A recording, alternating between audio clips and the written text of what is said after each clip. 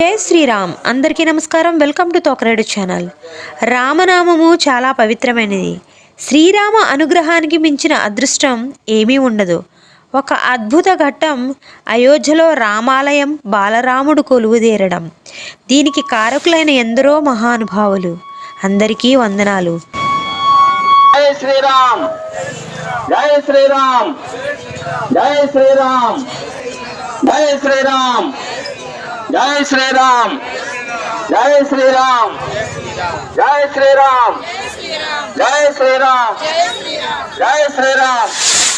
చాలా రోజుల నుండి మనమందరం త్రేతాయుగంలో ఉన్నామా అనే అనుభూతి కలిగింది.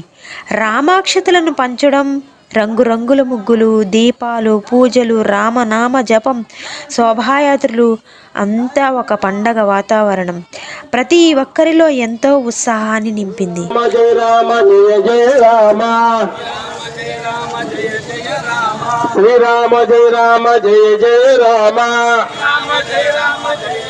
దేశంలోనే కాదు, బ్రిటన్లో కూడా రామనామ జపం ఊరూరా సంబరాలు అంబరాన్నంటాయి.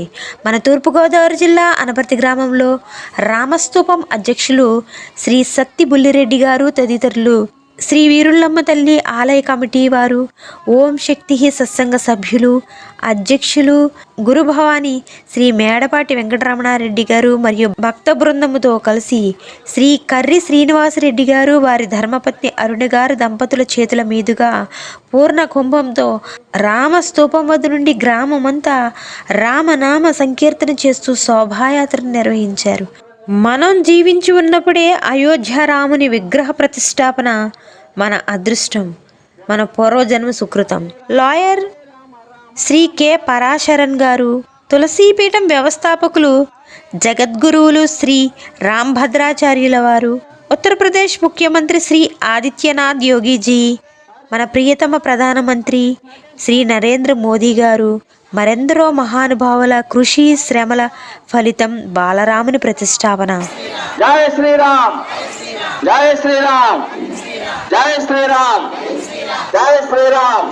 జయ శ్రీనివాస జయ వెంకటేశ వృషశైలనాథ శ్రీ పద్మనాభ వైకుంఠనాథ జయ విష్ణుతేజ రాజాధిరాజ కవ జయ జయ జయ దేవాదిదేవ జయ వాసుదేవ శ్రీరామచంద్ర జయ కల్కి రూప శౌరీశ మోద దేవీ నినాద జయ జయ జయ జయ.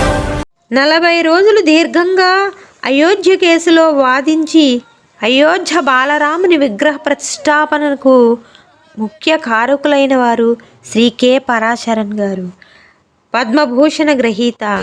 హరే రామ హరే రామ రామ రామ హరే హరే, హరే కృష్ణ హరే కృష్ణ కృష్ణ కృష్ణ హరే హరే.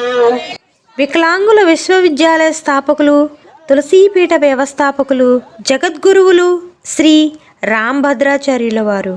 2 నెలల వయసు నుండే కంటి చూపు లేని ఆయన నేడు 22 భాషలలో మాట్లాడగలరు. గొప్ప రచయిత, కవి, వ్యాఖ్యాత. 100కు పైగా పుస్తకాలు, 50 పైగా పత్రాలను రచించారు. సంస్కృత వ్యాకరణము, న్యాయ వేదాంతాలతో సహా విభిన్న రంగాలలో అపార జ్ఞానం కలిగిన వారు. పద్మభూషణ గ్రహీత మన రాంభద్రాచార్యుల వారు. జై శ్రీరామ్.